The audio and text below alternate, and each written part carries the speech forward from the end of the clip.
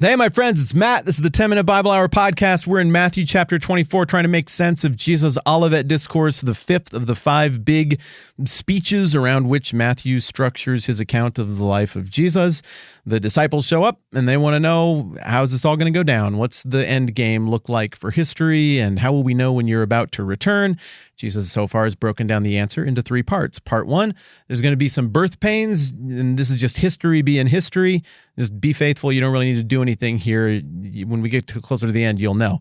Part two is a description of this thing that we just spent the last week on called the abomination of desolation. Apparently, there's going to be some kind of profound event, some profaning of the temple that is going to signal that, oh, now we're getting somewhere. It's going to trigger some stuff. And then what we're looking at right now is the stuff that's going to lead up to the return of the king, the coming of the Son of Man. And it looks like there's going to be some struggles, whether this is a very short window or whether this era of struggle refers to like the whole age of the church moving forward until the return of Christ is something that people debate, but that there will be this tribulation, this difficult time seems to be present in the text here. But then the Son of Man is going to come back. And we're working on that section where Jesus describes the run-up to the return of the Son of Man right now. At this time, I would like to ask my friend Jeffrey, who has a beautiful heart and beautiful musical skill set, to play some music, and then we're going to pick up where we left off yesterday.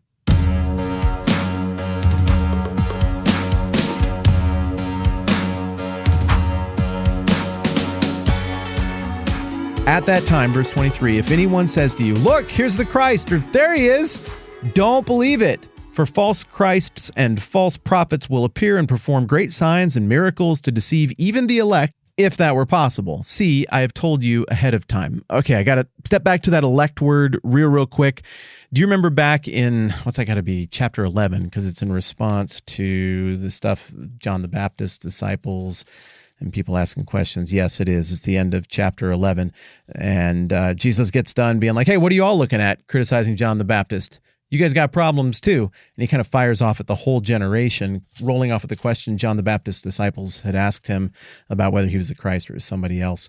And at the end of that, in this oft-forgotten little bonus part, he says, at that time, Jesus said, I praise you, Father, Lord of heaven and earth, because you have hidden these things from the wise and learned and revealed them to little children. Yes, Father, for this was your good pleasure. All things have been committed to me by my Father. No one knows the Son except the Father, and no one knows the Father except the Son, and those to whom the Son chooses to reveal him. So we do get some pretty overt language right there about God's supernatural role in softening people's hearts to understand the kingdom values in the kingdom and to recognize Jesus for who he is, and as troubling as it is. And we explored this at great length hundreds of episodes ago when we were in Matthew 11 back there. It looks like, much like he did with Pharaoh, there can also be a hardening of the heart. And Jesus is indicating that, look, anybody who follows Jesus, he's giving credit to the Father for giving them to him. So this double use of the word elect here on the part of Jesus in Matthew 24 could open a can of worms that I guess we've already kind of opened and sifted through. It can be troubling for some who are like, I don't want God picking that stuff. And to whatever degree God does pick, as you and I conceive of picking, I think for the person who reads the book of Matthew, we just have to be in a place where we're like, look, this document is describing a God who is being held out as completely unlimited, unsurprisable, never learned anything, has always known everything. So this isn't like your mean friends who picked people in gym class to be on their teams and we got picked last. It's not that. It's not like a government official going through and being like, you get benefits, you don't get benefits, you do. Those are peers who really aren't equipped to judge or make any such determinations. And rightly, there's some offense to our notion of justice when we see that. On the other hand, God is not just an exaggerated version of people as he's held out by the Bible. He's essence in its essence. He is the full culmination of being. He is truth. He is rightness. Everything about him is correct and immutable and unchanging. He's just so very, very other, even though he took this great step to make himself knowable and to be here as a human as well. Like, still, the limitations of this God are nothing. There's really no way to get around the idea that however we think of picking or choosing or electing or foreknowledge or whatever, he knows. He's sovereign over all of it. And yeah, that's a pretty clumsy category when we try to think of God as an exaggerated person or a superhero.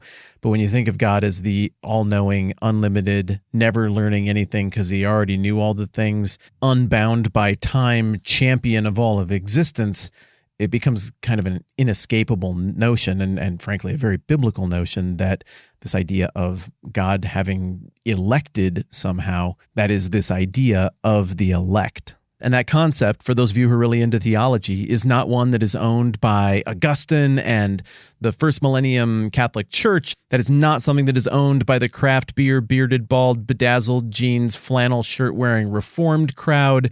This idea is a Bible idea.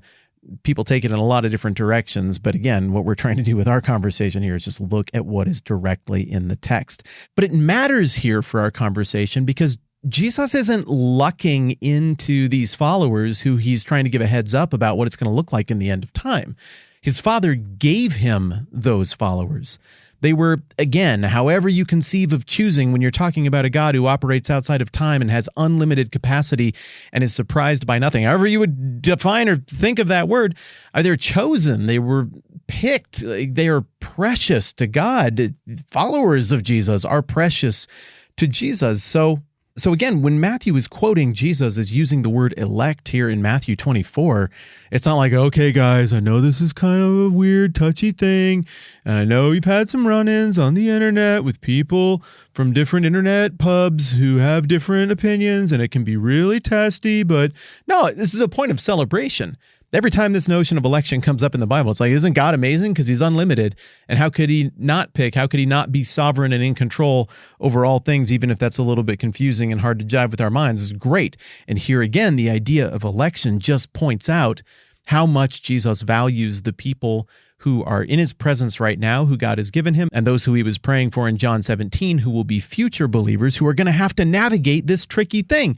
He loves his elect. He loves his sheep. He'd leave 99 behind to go and get after the one to figure out where they wandered off to. And he's saying some wolves are coming down the pike who are going to come along when things are tremendously pressurized, when crazy stuff is going down, when everybody's world feels upside down and the things that people were counting on as being reliable, like the predictability of your money, the predictability of the justice of the government, and the predictability of boundaries that we drew on a map one time with red lines that are impermeable, and you can't go in there, you can't cross those things.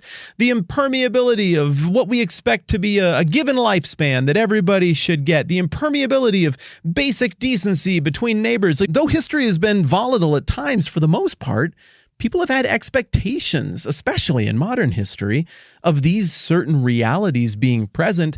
And it would seem that Jesus is concerned that when that pressure gets turned up and all of these institutions, all of these things that we anchor ourselves to and feel are so predictable and reliable and give us a sense of stability, when all these things get turned on their heads, it's going to be really easy for somebody to come along and be like, I'm the leader you needed. Oh, yeah, I know. Your parents are 10 minutes late there, little fella, but your mom told me to come and pick you up in this van. The vulnerability isn't there if mom shows up when the kid imagined that mom was going to show up, or as they conceived of what the afternoon ought to look like. The greater vulnerability occurs when the kid in that, I'm not trying to make light of it, very frightening situation is rattled, and as a result, not thinking completely straight. We've talked here recently and over on the YouTube channel several months back about all of these rival messianic claimants that did come along prior to the time of Christ, after the time of Christ. And it's interesting that Jesus is like, oh, look, these people are going to show up and they're going to be prophets that appear and they do things that look miraculous. And if anybody tells you, oh, they're out in the desert, go out and see them out there, come with me in the van, don't go, because that's not where the Messiah is going to come from. And people in the original audience would have picked up on what he was referencing here. All these guys hid out in the desert because it made them harder to track down and to be punished or thwarted by the Romans. We talked about Judas. We talked about Simon of Perea, Athronges, Judas the Galilean. We talked about the Egyptian prophet. We talked about Theudas, and I think a few others as well. Bar Kokhba in the early 2nd century AD, a little bit later on. What did they all do? Well, then when they hid out in cliffs, hid out in the desert, rallied things out there away from well, where the Roman legions were and away from where the religious leadership was. It could shame them and discredit them because they wouldn't be able to keep up. And the well-educated religious elites would put to shame what seemed like pretty smart wisdom out in the desert with only a few people standing around who didn't know any better. By contrast, where is the Son of Man as he delivers these lines? He just got done walking into the lion's den and confronting all of the elites. He's standing, when he has these exchanges over chapters 21, 22, and 23, he's standing in the shadow of the Antonia fortress where the Roman legions hung out. He's standing in the shadow or even within the boundaries of the temple where the religious elites hung out. He made no secrets about who he was. He didn't put on a cloak and skulk around. He got to Jerusalem. He rode in on a donkey with people waving branches and yelling, "Hosanna, blessed is he who comes in the name of the Lord." And then he went straight into the middle of the temple where everybody could see him and flipped over a bunch of tables just in case somebody didn't know he was coming. He is the opposite of what people had come to expect to be normal behavior for one of these desert messiahs who comes and goes very quickly. So there's a jab here. There's a little bit of a healthy twist of the knife where Jesus is like, yeah, like remember, everybody chases after these things. They had like the fashionable YouTuber to go and listen to. You got Captain Hot Take who yells things into a microphone on the internet. You got this athlete, you got that celebrity, and everybody's so sure they know all the things, and it's the biggest deal for just a little while, and it comes and it goes. That's going to happen, but don't fall for it. And on that note, in my heart, I figured we'd just break this up into 2 parts, but I kind of want to keep going. So we're going to make it into 3 parts, and we're going to finish out this run-up to Jesus' description of what the return of the Son of Man is going to look like in Matthew 24 next time around. Thanks for hanging out with me. I'm Matt. This is the 10-Minute Bible Hour Podcast. Let's do this again soon.